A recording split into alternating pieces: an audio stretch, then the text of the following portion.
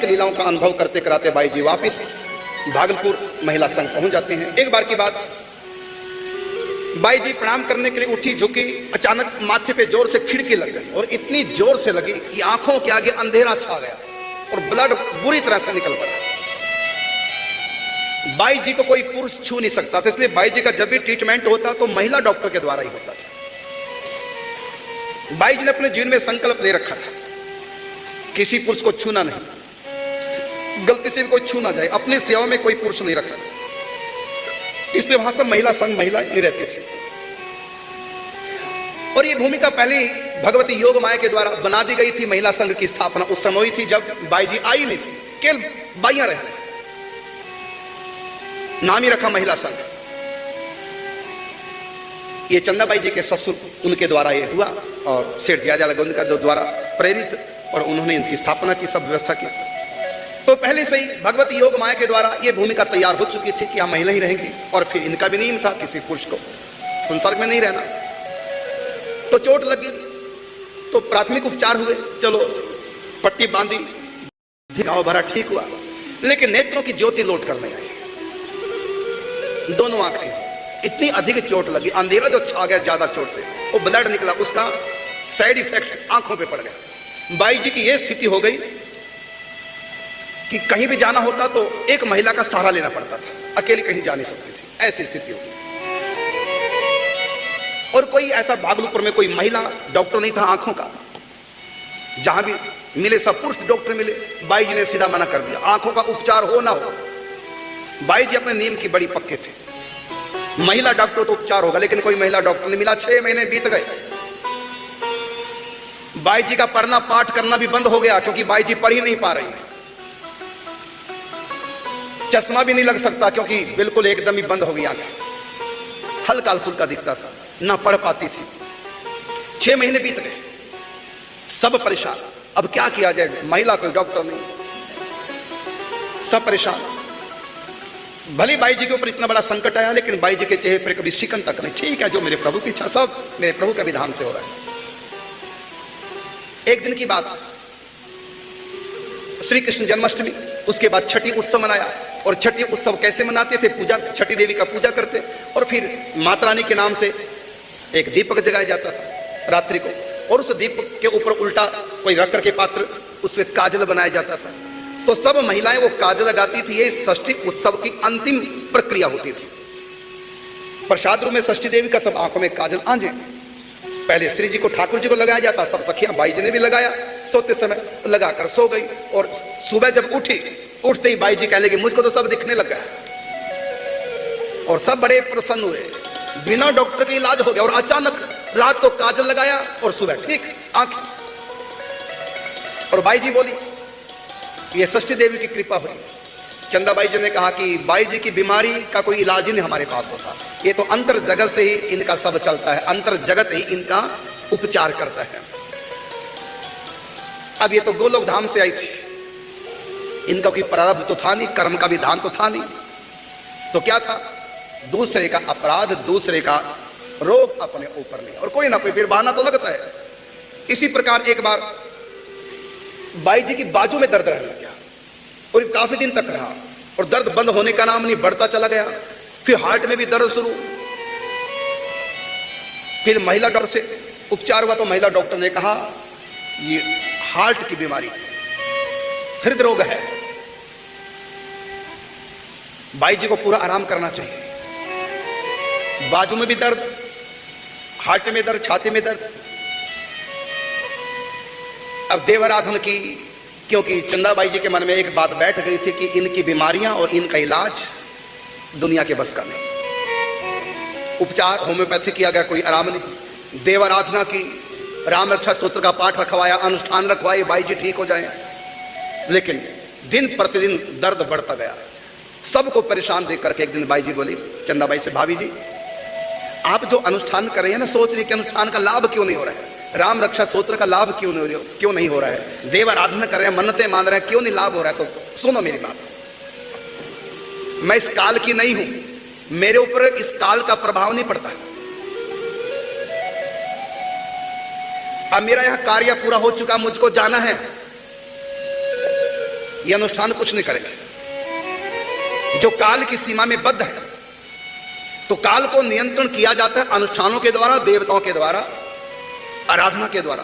काल पर नियंत्रण किया जा सकता है कुछ अंश में, लेकिन मैं काल की सीमा में नहीं हूं, इसलिए यहां काल की दाल नहीं गलेगी। मुझको जाना है। ये हार्ड तो एक बहाना है, सारी परेशान हो गई सब। अब बाबा को याद किया सबने, और बाई जी की इच्छा थी कि एक बार मैं बाबा से मिल लेते हूं, एक बार उनके दर्शन हो जाए, फिर चली जाऊं। चलो गोरखपुर का कार्यक्रम बनाते हैं। गोरखपुर लाया गया बाई जी को, सब महिला साथ में। अब सबको था कि बाई जी चली जाएंगे, कभी भी जा सकती, और बाई जी ने कह दिया। बाई जी की कोई बात मिथ्या तो हो नहीं सकती। बाबा के पास रो रो के सबने प्रार्थना की, आप तो कुछ भी कर सकते हैं, हमें बाई चाहिए, इसलिए हम आपके पास। किसी हॉस्पिटल में नहीं ले गए, बाबा के पास ले गए।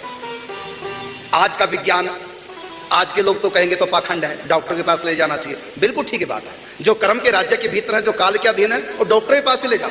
लेकिन इनके ऊपर काल का शासन नहीं, ये भाव राज्य में रहने वाली है, ये अंतर जगत की सृष्टि है, यहां पर डॉक्टर काम नहीं करेंगे। इसलिए हॉस्पिटल ना ले जाकर के भागलपुर से गोरखपुर पूजा बाबा के पास गीता वाटिका में ले आए। बाबा ने डॉक्टरों से परामर्श की, होम्योपैथिक इलाज प्रारंभ हुआ, और धीरे धीरे बाई जी ठीक होने लगी। आदि ठीक हो रही, और प्रतिदिन ठीक होती जा रही थी। चलो अब तो ठीक हो ही जाएंगे।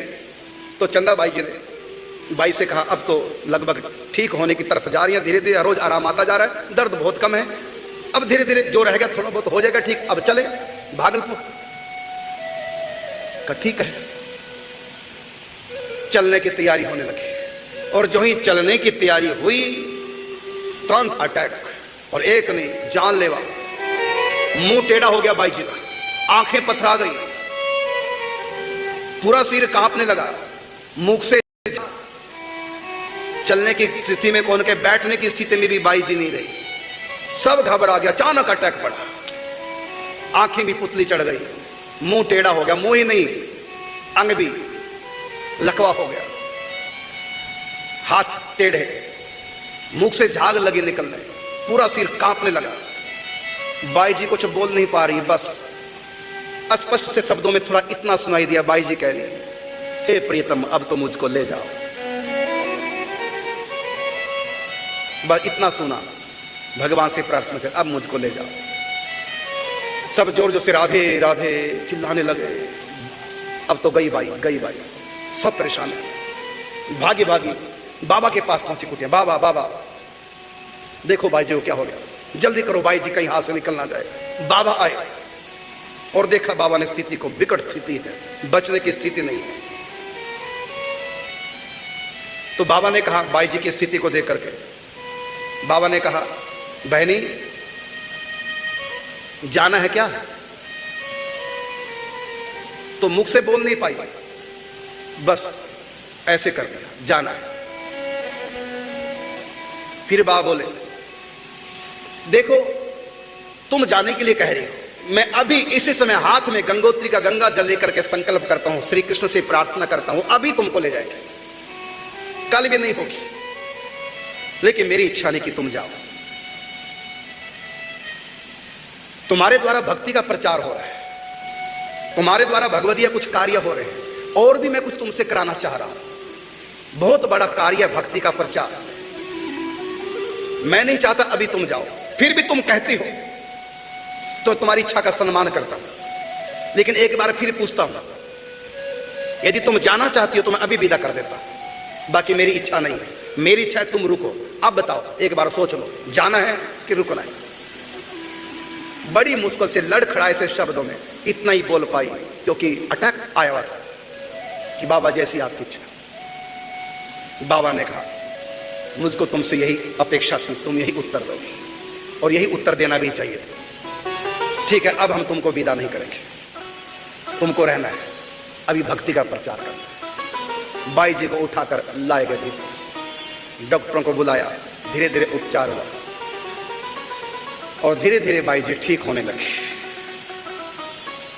देखिए संतों की पावर, जब चाहे भेज दें और जब चाहे रख लें, काल के ऊपर भी शासन करने वाले हैं पूज्य श्री बाबा राधा बाबा। काल की भी दाल इन संतों के आगे गल नहीं सकती, इतनी पावर होती है भजन में संतों में।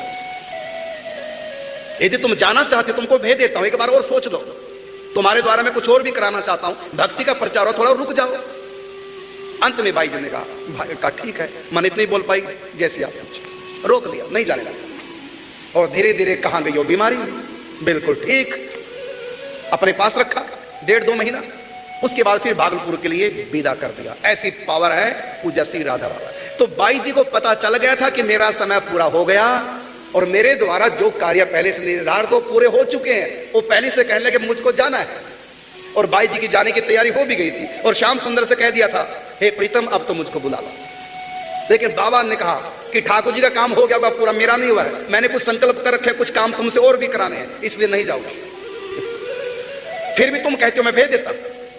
बाई जी ने कहा जैसी आपकी इच्छा, फिर नहीं भेजा, ठीक है। फिर काल पर भी शासन करने वाले संत हैं पूज्य श्री भाई जी, पूज्य श्री बाबा।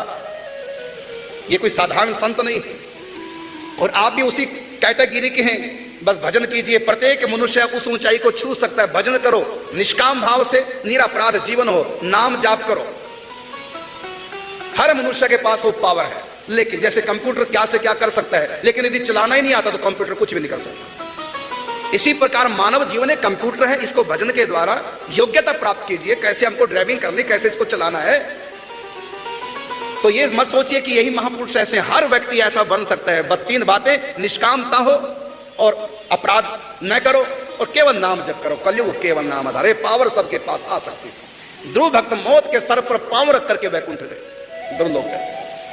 भजन में वो पावर है।